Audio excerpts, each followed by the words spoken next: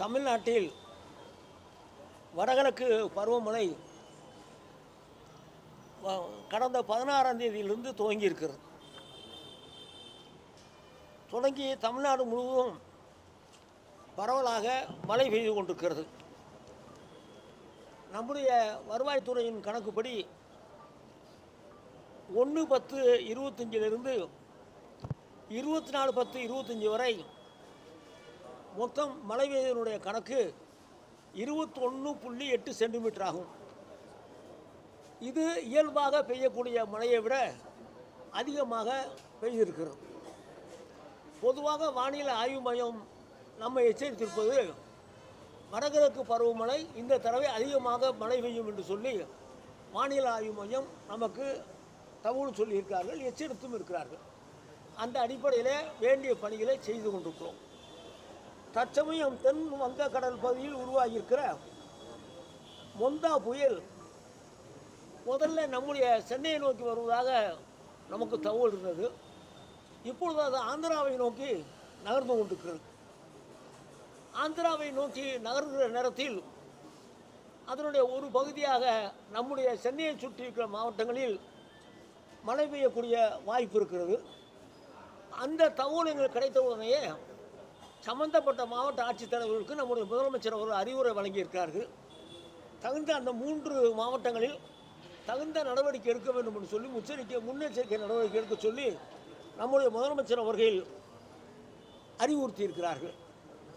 அதே போல் 24/10/2025 என்று கடலுக்கு மீன்பிடிக்க சென்றுள்ள படகுகள் கரைக்கு திரும்ப அறிவுறுத்தப்பட்டிருக்குது. அவங்க ரொம்ப தூரம் போயிருக்காங்க.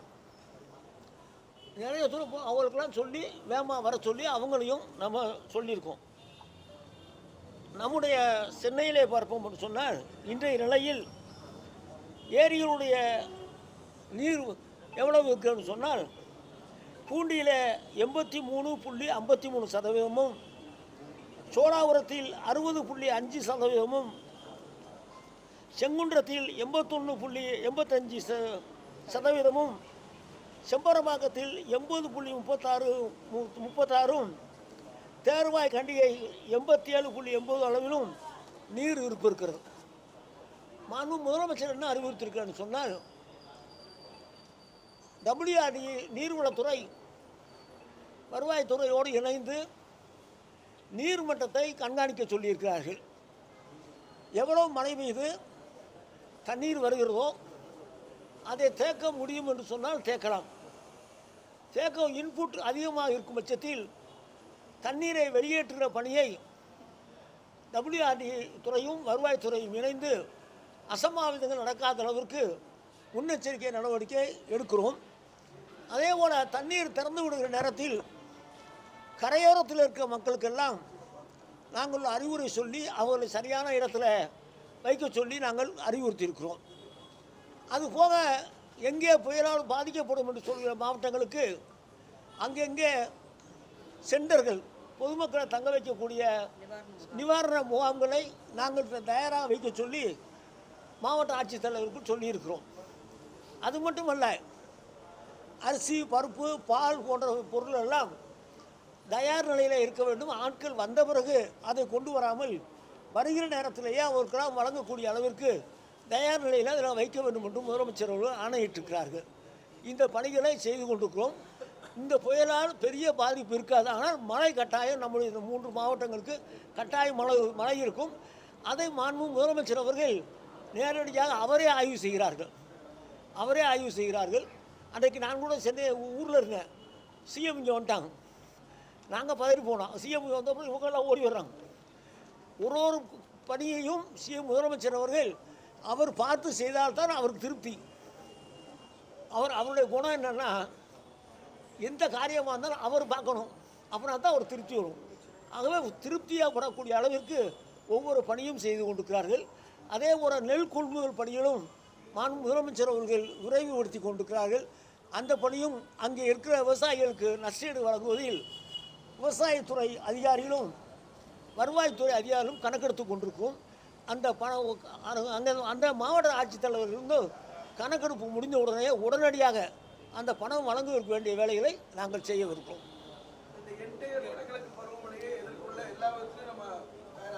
இந்த மழை வந்து 3 மாதத்துக்கு, அக்டோபர் நவம்பர் டிசம்பர் 3 மாதத்துக்கு வடகிழக்கு பருவமழை. இதை எதிர்நோக்கி எல்லா இடங்களிலும் தயாராக இருக்கும். இந்த சென்னையை சுற்றி இருக்கிற மாவட்டங்களிலும் கோஸ்டல் ஏரியாவில் தான் அணைக்கட்டுகளும் கண்மாயும் நிறைந்திருக்கு. தென் மாவட்டங்களுக்கு போய் நேரத்தில் அங்கே அணைகளும் நிரம்பவில்லை, குளங்களும் நிரம்பவில்லை, மழை தேவை இருக்கிறது. ஆகவே அந்த பகுதியில் மழை தேவை இருக்கின்ற எண்ணம் இருக்கிறது. இங்கே மழை பெய்யும் நேரத்தில் அதை சரியான வழிகாட்டுதலோடு நீரை வெளியேற்றி அந்த பணிகளும் செய்ய வேண்டியிருக்கிறது. இந்த பணிகளை நம்முடைய முதலமைச்சர் தலைமையில் நிச்சயமாக சிறப்பாக செயல்படுவோம்.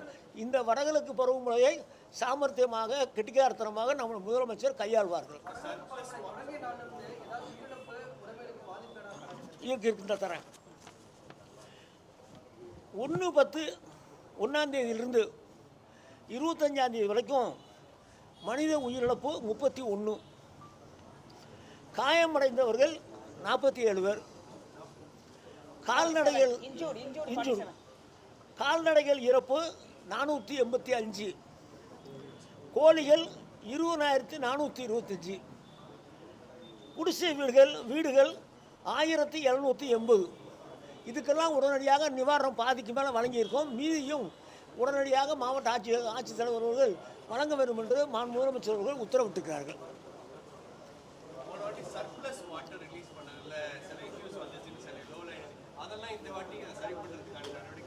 சர்ப்ளஸ் வாட்டரை கேட்டுக்கிட்டு அங்கே நீர்வளத்துறையும் வருவாய்த்துறையும் அங்கே இருக்காங்க. எவ்வளோ இன்புட் உள்ளே வருது, அது எவ்வளோ வச்சுக்கலாம், அது இன்புட் வர்றதை கணக்கு பண்ணி நாங்கள் வெளியேற்றுறோம். வெளியேற்றுற நேரத்தில் அந்த பகுதியில் கரையோரமாக இருக்கிறவங்களுக்கு எச்சரிக்கை செஞ்சிடறோம். அங்கே தங்கி இருக்கிறவங்களுக்கு அவங்களுக்கு ரிலீஃப் கேம்பில் கொண்டு வச்சுக்கிட்டு அந்த பணியும் செஞ்சிடறோம். முதலமைச்சர் என்ன சொல்லியிருக்காருன்னா, நீங்கள் போய் வச்ச பிறகு அவளுக்கு அரிசியோ பாலோ இதெல்லாம் கொடுக்கக்கூடாது, முதல்ல தயாராக வைக்கணும்னு சொல்லியிருக்காங்க. அந்த அதெல்லாம் கரெக்டாக பண்ணிடுறோம். ஐஎம்இயோட தொடர்ந்து இருக்கோம். நாங்களும் பேசுகிறோம், அவங்களும் பேசுகிறாங்க. 2 பேரும் இணைந்தால் தானே முடியும்.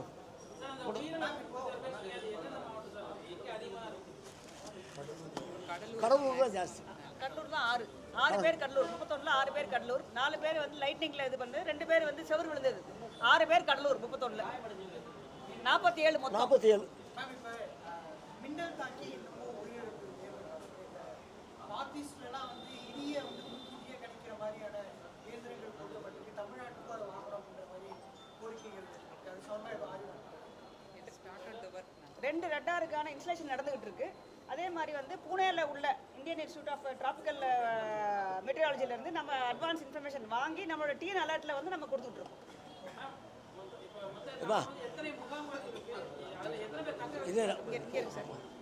போன வட்டம் அந்த மாவட்டங்களில் எவ்வளோ முகாம்கள் வச்சுருந்தோமோ அந்த முகாம்கள் பூரா ரெடி பண்ணி சொல்லிட்டோம். அந்த மாவட்டத்தில் 10 இருக்கலாம், 15 இருக்கலாம், 20 இருக்கலாம்.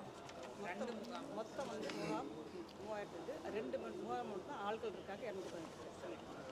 இப்போ 2 முகாமில் மட்டும்தான் ஆள் இருக்காங்க. 210 பேர் தான் இருக்காங்க. பொதுவாக தம்பிக்கு சொல்கிறது, சென்னை, திருவள்ளூர் போன உடனே எத்தனை முகாம் இருந்துச்சு, எந்த கல்யாண மண்டபம் வச்சுருந்தாங்க, எந்த ஸ்கூலை வச்சுருந்தாங்க, அதை பூரா ஃபிக்ஸ் பண்ணி வச்சாச்சு. தயாராக இருக்குது. ஒன்று அது எதிர்கொள்கிறதுக்கு அரசாங்கம் தயாராக இருக்குது. தேங்க்யூ.